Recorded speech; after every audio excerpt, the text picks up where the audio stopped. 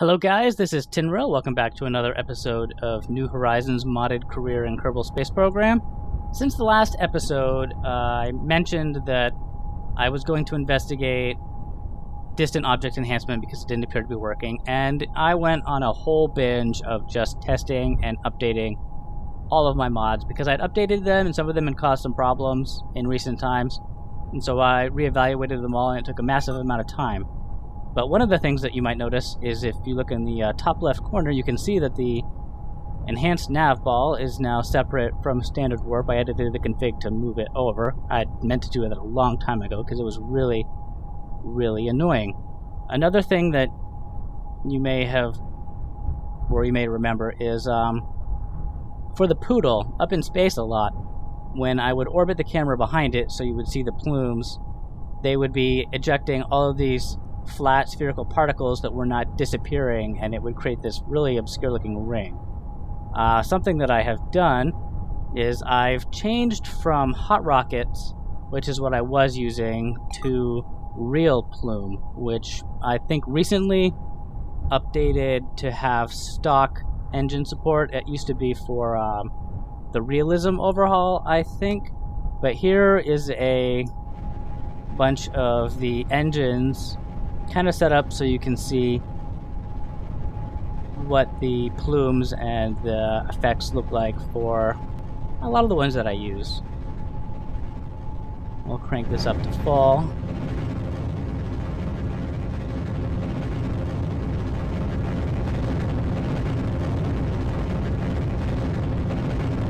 Now I'm definitely going to lower the volume for this because it's very loud, but I think that I can't really say if it's better or not than hot rockets, but it's different, and the plumes all function like I would expect.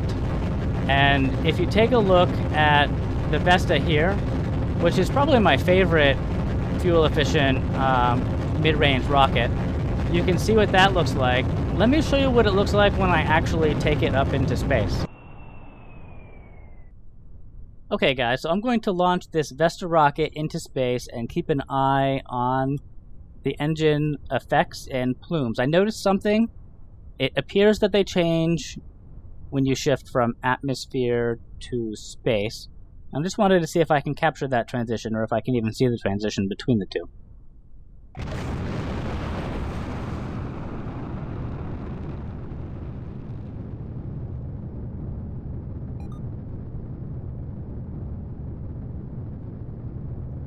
So here we can see the spherical emissions tapering down to a point with a very thin trail of smoke. And let's get this up to 70,000, and unless I was mistaken, it changes. So already you can see that it's no longer tapering down, and it's becoming much wider at the endpoint. The smoke appears the same, and this is still in the lower atmosphere. It's already changed this much. It is now turning into a huge ball of fire, which looks really sweet. I'm sure that there's science behind this and that it probably makes sense. It's not anything that I actually know about. Also, you can see ELU. Distant object enhancement is now working. These are in system, so they're not highlight, name on highlight like there's Saren, the moon, and Apter. But if I track back over towards the sun, I can see Lady as well as Eve, and these other ones that are very faint because the sun's gonna overlap them soon. But now you can see that the emissions have shortened quite drastically now that I'm up in the upper atmosphere. It's just a flicker, very short. I think that's interesting. And this is the only engine that I've actually really checked this out for. So I'm definitely curious to experience what the rest of them look like. But I'm going to stick with this for a while. And I hope you guys enjoy it as well. before I ship off to Durzo and Lave again, I really did want to get my Kerbals up to level 3. Something that, in hindsight, I should have done back when I was way out at Saren in the fringes of the Sauna system, is send my ship outside of Sauna to orbit the sun.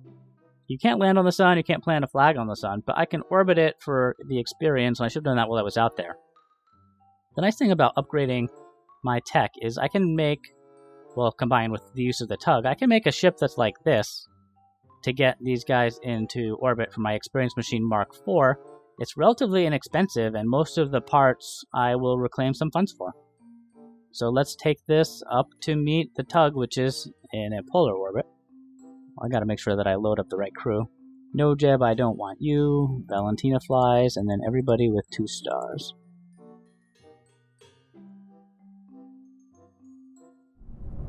Okay, guys, the Experience Machine Mark IV is going to be meeting up with our polar initial atomic tug. So we're just going to treat it like we have been when we launch off of another foreign body, and we're going to use Waypoint Manager to help determine where we should be aiming. I think that just to kind of show off a little bit of the new engines, I'm going to launch in the dark. But you can see based on the orbit of the initial tug, we're going to want to be aiming, I guess, relatively south, although the direction is pretty arbitrary. So I'm just going to add a waypoint. I'm not even going to bother to name it. I'm just going to use the terrain, select the location on the map, and we're going to aim there. Now we'll find Kerbal. I've got a whole bunch of waypoints on here. The footprint. I wonder why that doesn't show up blue here. But that's the one that we want. So now we can close that. Make sure that we can see it. So it's that way. And let's take off.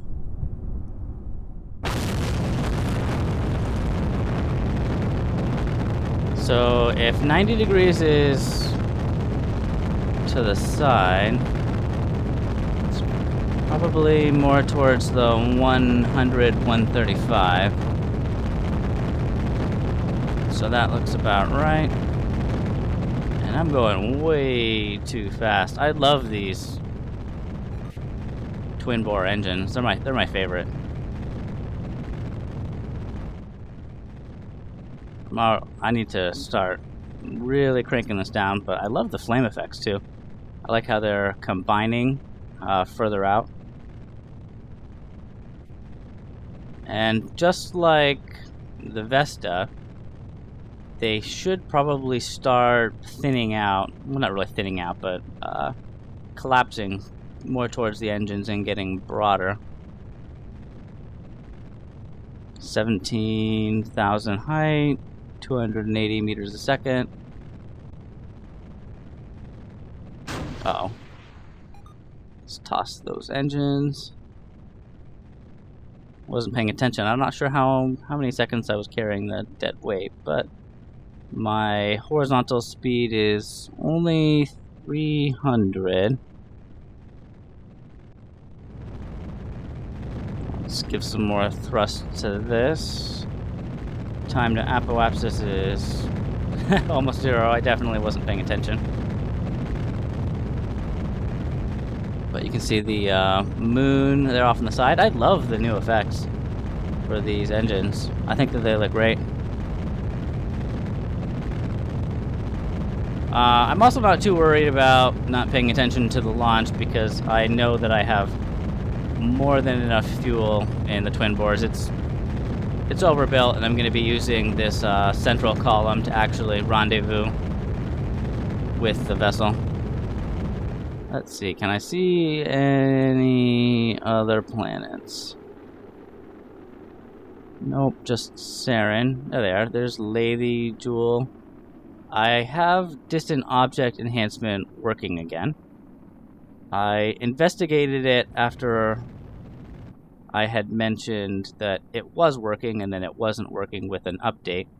And that was kind of a rabbit hole that I dove down, really trying to figure out why. So I actually recompiled the mod, checked out the code, and found the cause, proposed a fix to the mod developer, and it's implemented in the new 1.6.1 version of the mod. I'm going to be honest with you guys. I've been kind of putting this off a little, and combined with actually digging into that mod, it actually took a large amount of time to figure out what was going on. Getting experience for my Kerbals and launching the 2 vessels is not the most interesting thing. But I think Lave and Durzo probably deserve their own kind of episodes, because it's going to be pretty heavy, and I don't think that's something I can mash into a single episode. So I kind of want to have them separate.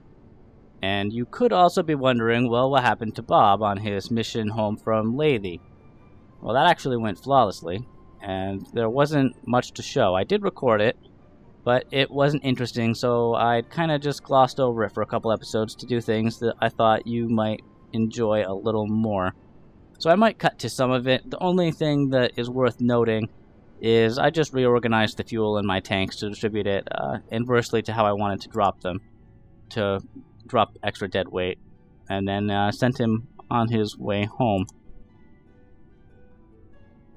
But I really do appreciate having Distant Object working again, because you can see it's just not as empty as you might imagine, even though it's just tiny pixels off in space. You know, a frame of reference for just where things are out in the system.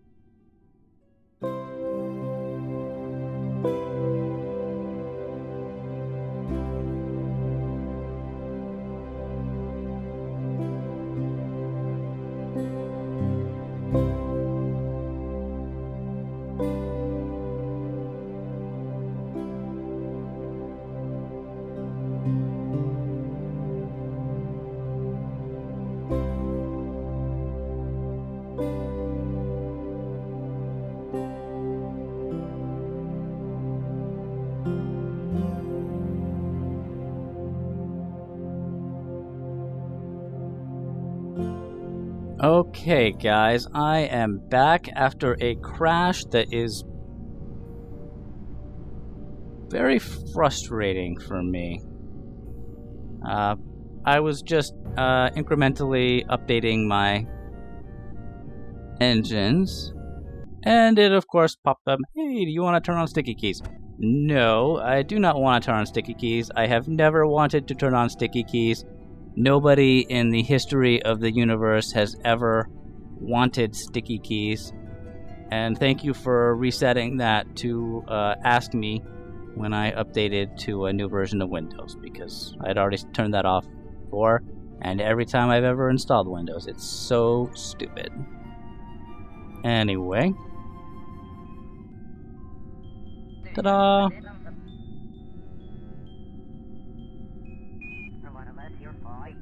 Now, I'm curious just to see how flimsy this is without attaching anything. I'm going to shut down this engine, and we're going to just send this ship out to the fringes of space. I don't think that it really matters escaping from Kerbin.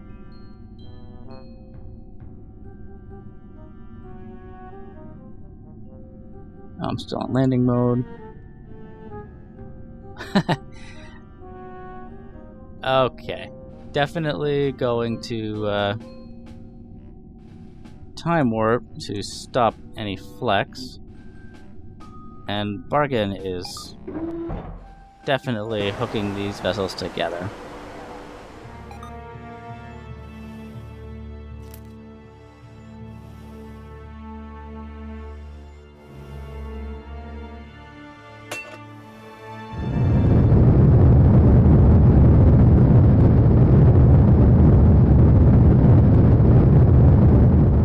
So in addition to, I'm going to refuel this tug and send a lander craft to Durso in the Levy system. And I want to visit Eli and land on Lave again. I'm going to do something different for that craft. What I want to do is I'm going to use Transfer Window Planner to find out when I need to launch my craft to go to Durso. But the one I'm sending to Eli, this is so far away, I'm going to set an alarm for it. I'm actually going to build a huge rocket with enormous amounts of fuel. And I'm going to try... set this to 3 minutes. I'm not going to use Transfer Window Planner and find an opportune time to actually launch it. I'm just going to do a series of slingshot maneuvers to see how little fuel it takes me to get there. I actually want to send it to multiple bodies at once. In fact, I may, for that vessel, I may not even send that one to Eli. I think what I'll do is I'll find the most opportune time and fuel cost to get to Vanner, which has like 6 or 7 bodies around it. And then I will see what that fuel cost is, and then I'll do slingshots and see how much more efficient I can be to get there, bouncing off all of these inner planets without planning transfer windows. I think that's what I'm going to do. So I'll probably have to do a third vessel and send it to Lave to actually land on Lave, because I have not successfully done that either. Oh, I have a probe. I was wondering why it wasn't slowing down. Just close the alarm and unpause it. Let's go take a look at that. That is our Titanus probe. It's ready for final calibration.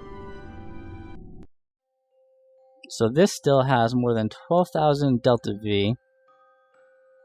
And the 2 parachutes, I think, should be enough.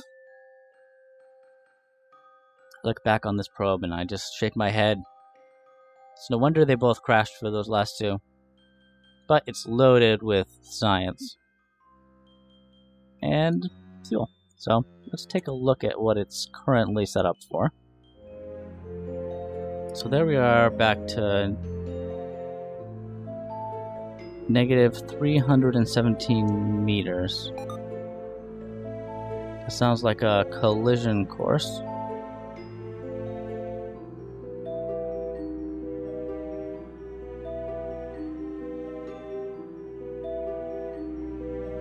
The orbit is flipping out.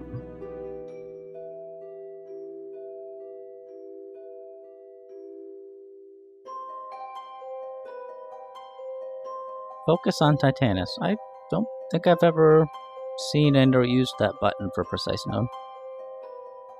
Let's see what it does.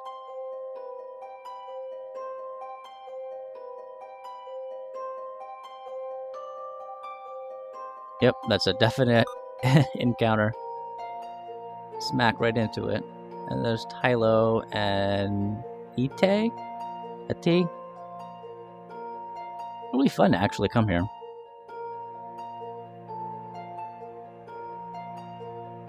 So I'm just going to do that burn, and then we'll go back to the experience machine. This craft, for torque, all it has is the probe core, I guess. So it turns like a boat. Now, just because I've done it with all the planets, I think that I'm going to try to arrange a photo opportunity out here in orbit around the sun. I'm not going to worry about how efficient it is to get back to Sauna. I don't think that there's going to be anything close. Wow, that's really far away.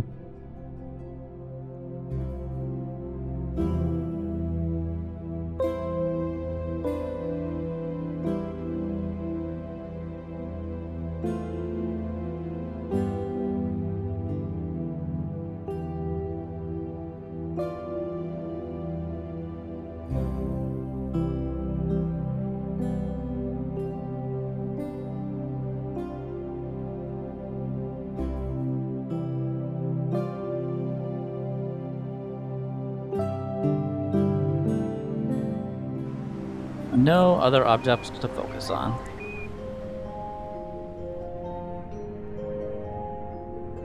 Now, what's the quickest way to encounter sauna again? If I swing that way, I'll get a 76 million.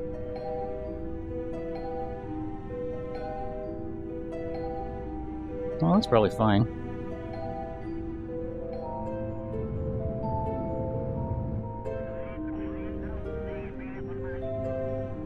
And 611,000. There we go. Turn those back on.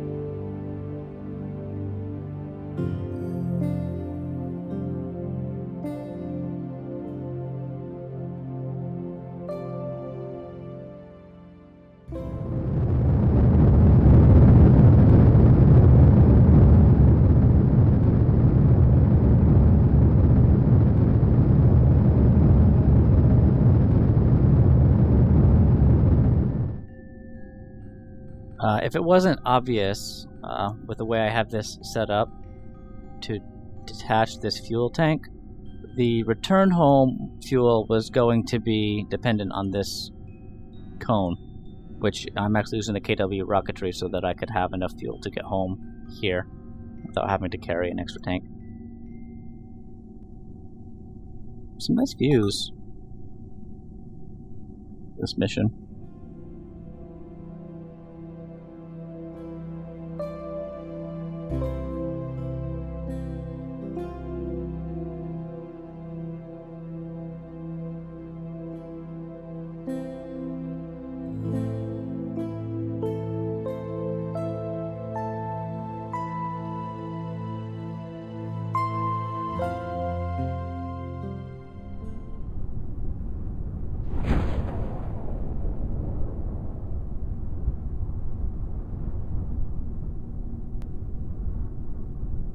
Was just the right amount of parachutes.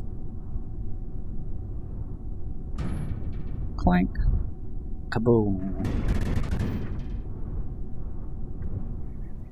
Recovery of a vessel from orbit around the sun. 128 science, because I haven't actually returned with my lathing or any of my probes. Not much funds. 24 experience gained, advanced to level 3. Hooray! Level 4. Wow, so everyone's level 4 except for Valentina. That's awesome. I wonder if it's, the experience has something to do with... No, that makes sense. I think that it's stock. It's nothing to do with the distance. That's a lot of experience for just going to the sun. Especially considering stock. That's really easy to do. I wonder if there's something else going on with there. 24 experience for orbiting the sun. That seems a little high. Also, multiple versions of contract configurator. Wonder if that's been updated to fix that. But I hope you guys are enjoying the series. Next episode, I will be sending my rocket to Durso, and I'm still working on constructing this large vessel that I want to send. Slingshotting all over the system. So I will catch you guys in the next episode. So here we have Bob's vessel ready to return back to Kerbin. You may have recalled that last time I distributed the fuel in this return home stage to see how much fuel was left, and it was 80%. That isn't exactly how I wanted the fuel distributed though. So I've filled the lander back up. And you can see the tanks are disabled so the fuel doesn't get transferred back out. And then I prioritized it inversely from how I want things to be staged. So what I end up with is the first set of tanks for my asparagus staging are actually empty because I wanted to prioritize getting rid of the dead weight for where I didn't need the fuel. So I can actually... Why does that show as no liquid fuel? Oh, because it's disabled, I guess. So I can jettison those safely before I begin my burn.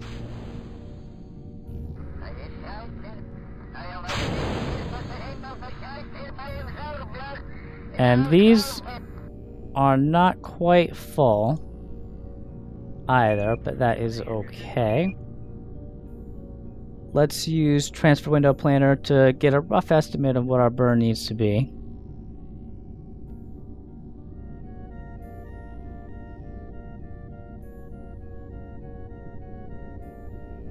So that burn will get me 218 million out of the 45 million that I need above sauna to meet up with Kerbin. These fuel tanks are almost ready to be jettisoned.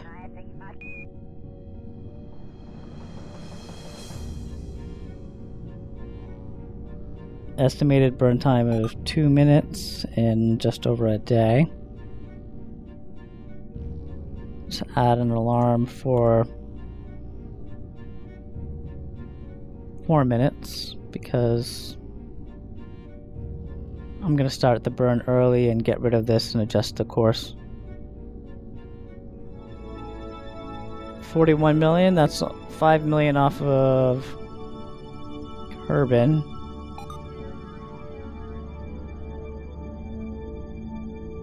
So I think that should be good. 3,400 meters a second of delta V left.